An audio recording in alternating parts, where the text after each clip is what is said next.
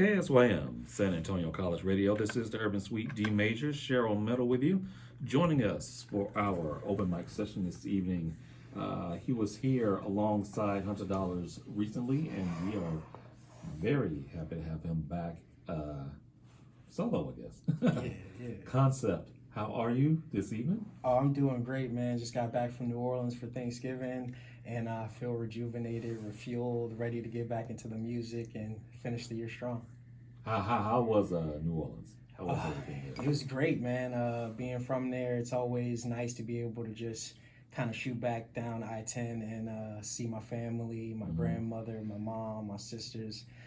It's that like rejuvenating energy, you know. But then you come back to San Antonio, it feels like home here as well. You know, so I do like that as well. I did miss it. Yeah. So yeah. How was it growing up in New Orleans, actually? New Orleans was a very interesting melting pot, right? You have a lot of different cultures, a lot of different influences. The food obviously was my biggest influence, if you couldn't tell. You know what I mean? And I'm a chef as well, so growing up, cooking is what I love to do. I would cook with my grandma, I would cook with my uncle, my great aunt sold plates, so we've been cooking our whole lives. Oh man. You got a special? I would say at the moment, you know, I'm really into panini pressed po' boys. I've been making kind of Cuban style po' boys. Okay. Yeah, you know what I mean? Trying to get a little fusion going on, you know what I'm saying? So. Okay. Yeah. That does sound good. You know? We'll take two now. Thank you. That's why I look like this, man. I just can't get away from the bread. I can't say anything. I got a sandwich for you. And I will take that sandwich. You know? Most definitely. Man, so, just being around New Orleans and everything, what got you into music? What was one of your first, earliest memories of being around music before you actually, delved into it? Being around it, I would honestly say my grandfather.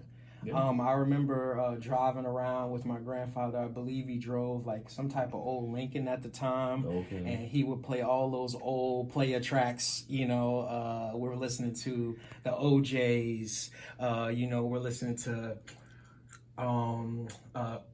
Across 110th Street, Bobby Womack, you know what I mean? And we're listening to stuff like that, Curtis Mayfield, a lot of Superfly. Nice, yes. My grandpa was a real cool guy. Those are my first introductions to really the old music. Around my grandmother's house Sunday mornings, turning on the gospel radio. I'm a big Kirk Franklin fan, you know what I mean? Things like that. So, and then in New Orleans, there's music all the time. Brass bands were huge growing up. So, yeah, that was my introduction. Truthfully, it wasn't hip hop, So, what sparked your interest then, actually, to dabble before becoming an artist yourself? Truthfully, when Hurricane Katrina came through, I moved to Maryland.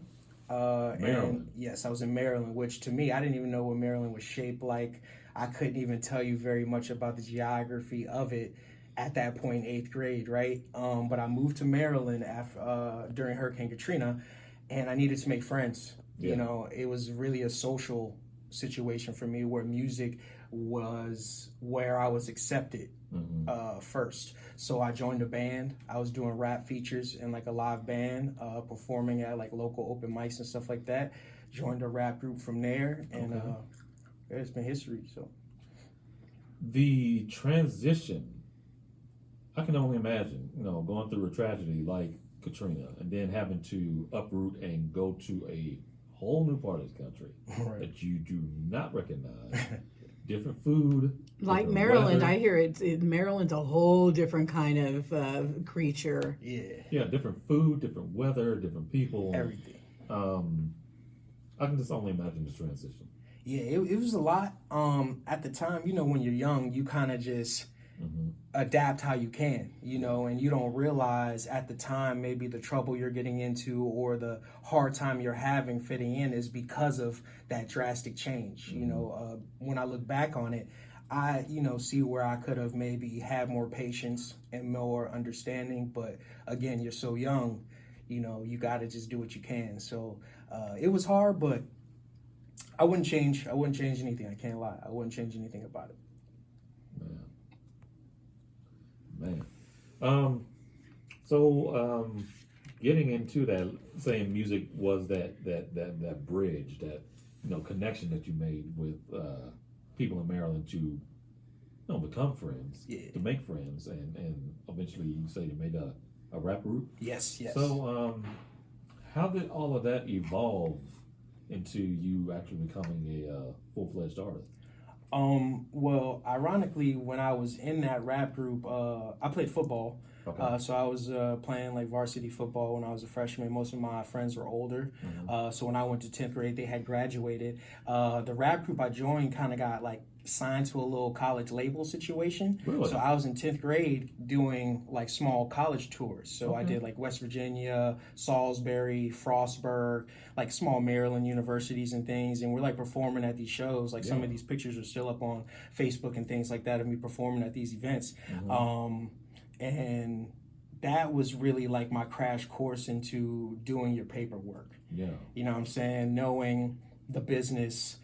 Obviously, I never got a cent, or was there money? Who knows? You know what I mean? I didn't even care at the time because I was so excited to even be doing something like that. Well, once again, with friends, that I didn't even think about the business side of the situation. I don't even have any of the music that we made at the time. So, yeah. So that was a very, almost like an MF Doom style, like.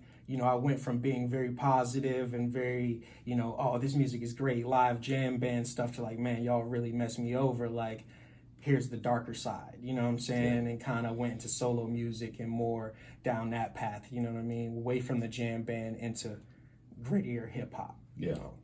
Well, how does it feel to be going around to like I said, small D2, D3, NAIA colleges throughout the area? How does it feel to be on an actual college campus as a high school student, performing and I look so influencing other old people? that no one knew, right? So I'm a big dude. I got a beard. You know what I mean? I'm hanging with the older guys. I played football, so really I just tried to keep my age kind of on the low. It wasn't really anything I would gloat about. But once again, I think I learned a lot, but I got into a lot too fast. Yeah. You know what I mean? I grew up obviously quite quickly, going from Katrina straight into, the college situation amongst, I would say, I don't want to put it that way, but a different demographic, than I was used to entirely. Going from being just another dude to standing out a bit more, you know what I mean? So that was something I had to adapt to. Yeah. And I liked it, right? Like, if you can do the right thing with attention, you can benefit from it later on, network and connection wise. Yeah. Gotcha. Totally understand. Hey, y'all stay tuned. We've got a lot more with Concept coming up. In this block of music, we have a track from Hunter Dollars and the latest from our friend C-Mac. But let's go ahead and get into this track from Concept, Big Texas, and AK the Savior. Oh, wow. Yeah. Shout out Underachievers, man. Yep. The track is called The Three Wise Men.